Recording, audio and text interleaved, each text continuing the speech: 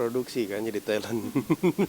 Iya, karena dalam memulai usaha, kalau misalnya kita Nggak ada pengalaman. minim pengalaman, terus minim jam terbang, terus fokus dan waktunya itu nggak bisa ada di situ, dalam artian produksi itu butuh waktu yang banyak gitu. Sedangkan misalnya aku sama Sri kan sebenarnya aslinya syuting, terus aslinya juga punya amanah ngurusin anak, bahkan waktunya sempit. Berarti ya bisnis yang produksi itu kurang cocok gitu buat orang-orang seperti kita.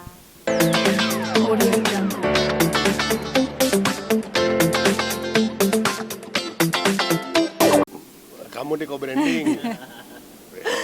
Masya Allah. Jadi gini sih sebenarnya awalnya memang karena COVID kemarin. COVID kemarin itu kan membuka mata kita semua. Kalau misalnya ternyata kita tuh tidak bisa mengandalkan apa ya? Sebelum nikah kita udah buka usaha itu belum sih yang sama ibu? Udahlah, Iya, tapi kan nggak belum apa ya, kapal. belum couplepreneur gitu. Nah, jadi betul. Nah, jadi intinya couplepreneur ini karena memang ini adalah sesuatu yang bisa diduplikasi sih gitu. Maksudnya kita juga dapat dari couplepreneur yang lain gitu. Nah, apa sih yang bisa kita ambil yaitu karena pas lagi COVID kita ngerasa bahwa banyak sekali peluang-peluang yang kayaknya harus kita lebih gencarkan gitu, karena ternyata pada saat COVID itu kan kita jadi kayak nunggu bola terus diem aja nggak ngapa-ngapain, kurang berdaya lah intinya kayak gitu, karena ya syuting lockdown dulu lah, apa kegiatan-kegiatan tuh jadi kurang maksimal, nggak sesibuk kita biasanya. Nah ternyata ya banyak couplepreneur itu bermunculan sebenarnya pas lagi COVID itu. Jadi mereka di dalam rumah tangga gimana caranya supaya dapurnya tetap ngebul, supaya kreativitas mereka nggak mati, relasi mereka tetap jalan.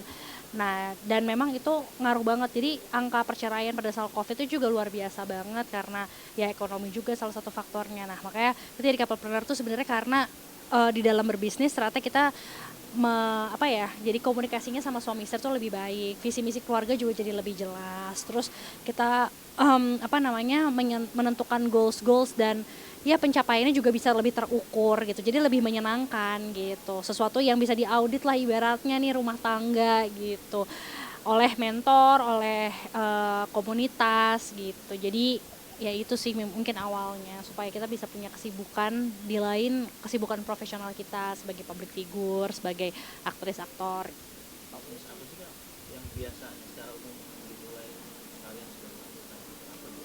Secara umum. biasanya atau apa? Ya biasanya Umum aja gitu. Iya kalau ya dagang bisnis itu apaan aja dagang kan?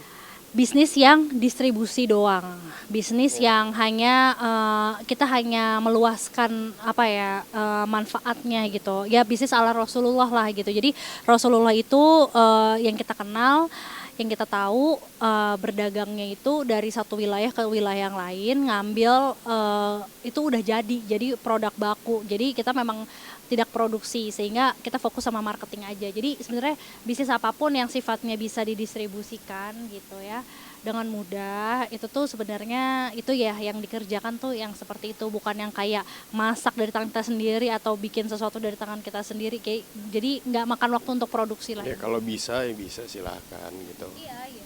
Karena Kalau kita kan emang pengalaman produksi biasanya kita jadi bahan produksi kan jadi talent.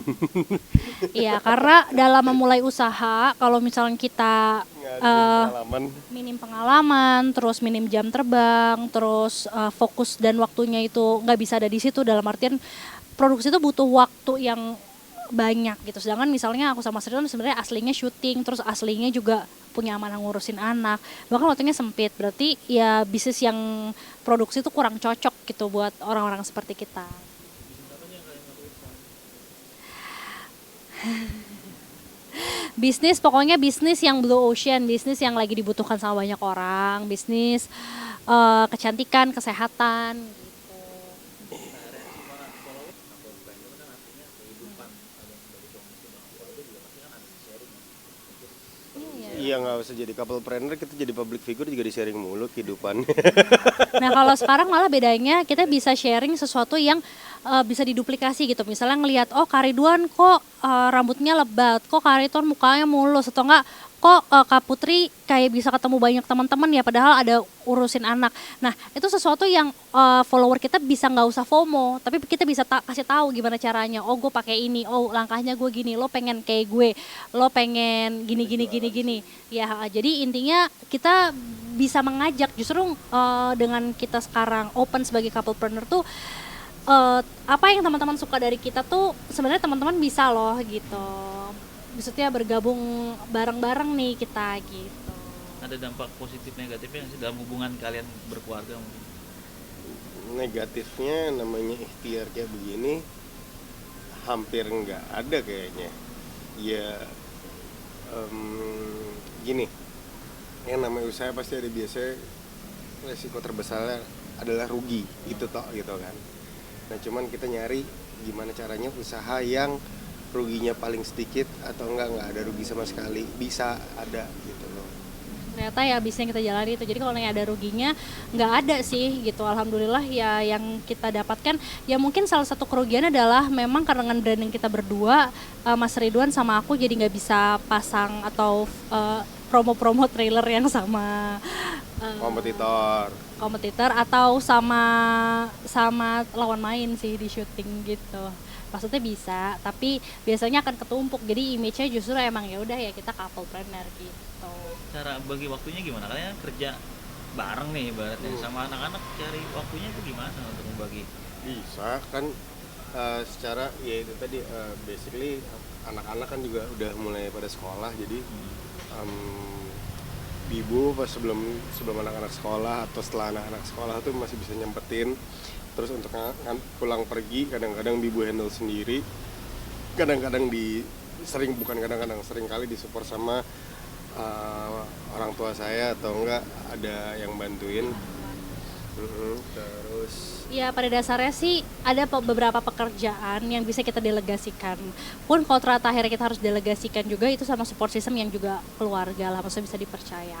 Dan dalam berbisnis ini karena kita bisa ngatur waktu kita sendiri, jadi bisa sebelum kita ada event atau sebelum kita ada pertemuan atau ada meeting atau ada workshop atau apapun itu yang berhubungan dengan pekerjaan, kita bisa luangin waktu dulu sama anak-anak. Pun kalau misalnya ternyata kita punya kesibukan yang tinggi banget dan nggak memungkinkan, biasanya kita akan paid off setelahnya. Jadi yang penting itu tentang kualitasnya dan kita juga nggak lepas memantau anak-anak sih. Kebetulan anak-anak kita sekolahin di sekolah yang memang ada jurnalnya, maksudnya track anak-anak setiap harinya, track anak-anak lagi punya goals apa, itu tuh tercatat, terdokumentasi dengan baik. Terus ya komunikasi juga lancar dari pihak kita orang tua sama guru di sekolah, terus sama orang rumah juga, sama anak-anaknya sendiri pun juga. Jadi setiap kita pergi tuh kita izin, setiap kita mereka agak nggak rela, kita bargaining gitu, maksudnya kita juga bilang oh ya boleh, aku ya negosiasi, oke deal, tapi boleh oleh ini, oke. Jadi bondingnya juga nggak lepas, trustnya juga nggak lepas, atau nggak kayak sekarang nggak boleh, kalau nggak boleh tuh kenapa, jadi kita juga tahu alasannya, jadi kita bisa cari selahnya, cari kesepakatan bareng-barengnya gitu. Perkembangan anak sejauh ini sama aku kenapa? udah usia berapa kan udah pada mulai sekolah? Anak-anak Maher itu 6 tahun, Malek 4, Maher harusnya udah SD, cuman karena diambang lah ya, dalam artian dalam batas masih bisa tetap di TK dan atas masukan dari guru sebelumnya tetap di TK, kita tahan di TK. Terus Malek masuk sekolah kemarin, satu sekolah sama kakaknya, sekarang kita coba di sekolah yang beda sama kakaknya dengan treatment yang beda juga. Buat anak coba-coba, ya kita coba-coba. Coba maksudnya komparasi, komparasi sih gitu, karena setiap anak itu punya karakter yang beda dan juga punya keunggulan yang beda gitu. Jadi kita berusaha memaparkan lebih dari satu, terus kita lihat mana yang lebih cocok, mana yang lebih baik di dia gitu. Jadi ya mereka harus terpapar gitu. Jadi sebenarnya bukan kayak kok dicoba-coba, bukan yang kalau coba-coba tuh literally kayak 3, 5 gitu, maksudnya yang banyak nggak cocok cobain. Tapi ini tuh biasanya ada komparasinya aja, jadi biasa 2 tuh udah cukup, ini atau ini, oh lebih mending yang ini, oh ini atau ini, oh lebih udah cocok, jalanin dulu, nanti kalau udah ajak yang ini nanti ada pilihan lagi yang satunya gitu-gitu. Jadi berproses sih gitu. Tapi nggak masalah tuh dibedain, biasanya kan kalau udah dibarengin satu sekolah, kalau ketika dipisah kan ada masalah sedikit, cuman masih bisa diobrolin. Kayak ya sekarang kan yang dipindahin jatuhnya adiknya ya gitu kan, adiknya tetap aku maunya di situ gitu, cuman Ini ya kayak ibunya kecenderungannya maunya di satu sekolah gitu, tapi saya kecenderungannya oke tetap di sekolah yang sekarang aja, adek kalau perlu kakak yang dipindahin. Kita punya pertimbangan-pertimbangan sendiri yang nanti akan diolah terus, diobrolin terus, dinegosiasiin terus. Ya tapi hidup jalan terus kan gitu, nggak mungkin gara-gara kita belum tahu mana yang terbaik terus kita nggak sekolahin gitu. Suka ikut kasih peran contoh ke anak gak sih, mungkin ini loh kita sedang bisnis ini, kayak kasih pengertian Oh, gitu iya, yang iya, tadi. iya, iya. Kayak gimana Kita yang biasanya, nyontoh Kak? anak kadang-kadang. Iya, anak aku udah jago closing di sekolahan. Jadi waktu itu kita sempat main film 172 Days, terus ya karena dia ikut promonya gitu kan. Tahu kita materi promo tuh ngomong apa ke kamera, terus tahu tagline punchline-nya tuh apa, tahu jalan ceritanya apa, mungkin denger pas lagi diwawancara atau segala macem. Karena dia di sekolah ngomong sama gurunya, "Bu, udah nonton belum?" "Oh, belum." "Bu, nonton dong. Bagus loh." Gitu. Sampai akhirnya Ada satu yang sekolah mati. ceritanya sedih banget. Emang Maher ngerti gitu? Iya, soalnya ada yang mati gitu, ada yang meninggal gitu. Terus kayak akhirnya bener-bener maksudnya tanpa gimana-gimana, itu juga tanpa sepengetahuan aku kan dia ngomong kayak gitu di sekolah karena lagi waktu sekolah. Tiba-tiba gurunya kasih feedback, ya kemarin kita weekend satu sekolahan nonton. Jadi Maher udah sukses meng-closing guru-gurunya untuk nonton. Jadi satu dua dan gitu. dia tuh sering kayak gitu. Jadi ya berarti kita berhasil ngasih tau ke anak, maksudnya oh anak tuh bener-bener peniru ulung gitu. Jadi dia udah praktekin itu, dan memang ya era anak-anak generasi alpha ini kan mereka lahir dengan teknologi ya, maksudnya mereka juga pinter banget. Jadi memang gimana caranya mereka bisa dapat ilmu yang adaptif gitu, maksudnya mereka memang bisa langsung praktek gitu, kayak ya gitu, maksudnya bagaimana cara berkomunikasi sama orang, terus bagaimana solving problems, gimana caranya negosiasi dan lain-lain sebagainya. Tuh emang anak-anak belajar banget sih, dan bisa dibilang anak-anak kita lebih jago ya, Bay? Secara komunikasi, secara ngebujuk, secara komunikasi ya, karena pada dasarnya kalau saya tuh kalau nggak ada skenario bingung mau ngomong apa kan. Kalau Maher tuh bisa aja ngomong, misalnya rules gini, pokoknya udah nggak minum susu lagi, susunya tadi udah satu. Dia bisa tuh jabarin pakai 2 paragraf 3 paragraf, saya mati kutu. Saya enggak. Udah tadi udah minum satu soalnya. Rule saya kan kayak gitu. Kenapa nggak boleh? karena Karena akan masuk terus di banyak pertanyaan. ya harus belajar sayanya jadinya. Makan anak-anak bisa, maksudnya potensinya besar, lebih pintar dan lebih cerdas dan lebih banyak akal daripada orang tuanya. Nah Bang, berbicara rules, ada rules yang harus dilakuin nggak sih? Misalkan gadget Sabtu Minggu aja, atau dalam sehari 2 jam, ada apa yang biasa lo pasti diterapin sama anak-anak dan udah tahu gitu? Ini contoh susu deh yang paling simpel gitu. Susu tadi ya kan memang problemnya Maher ya khususnya ya. Itu adalah dia makan masih picky banget gitu, milih sekali. Jadi kita masih berjuang untuk supaya dia bisa makan real food sebanyak mungkin. Nah, itu akhirnya kita mencoba satu persatu dikurangin tuh proses foodnya, kayak termasuk susu itu tadi kan. Susu udah kita bisa sehari bisa sampai 2 sampai 3 gitu, ini batasin sekali aja gitu. Even sekolah pun tidak saya bawain, tadi dibawain sekolah enggak, sebelum tidur. Itu pun kalau emang bisa saya cut off sama sekali, saya cut off, beneran saya cut off, karena concern kesehatan satu, yang kedua pertumbuhan perkembangan juga.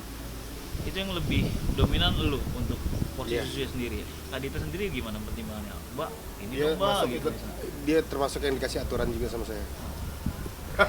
Karena aku terlalu woles dan aku terlalu dekat sama anak-anak, dan aku kayak semua hal bisa dikompromiin gitu. Kalau sama anak-anak, "Ibu tadi aku udah pinter ininya, jadi boleh ini ya." Karena itu dia, tadi mereka jago banget, dan aku tipenya juga Ya, gitu aslinya Berbeda males dari- ribet gitu. Dan kebetulan di rumah ya kalau untuk urusan makanan ya tengah, tapi kalau iya, cuman maksudnya percuma aku mau strict juga anak-anak tuh, kalau memang itu ilmu parentingnya kayak gitu ya. Maksudnya frekuensi di telinga anak tuh kalau ibunya yang ngomong tuh kayak anjing chihuahua. Kayak iya berisik doang.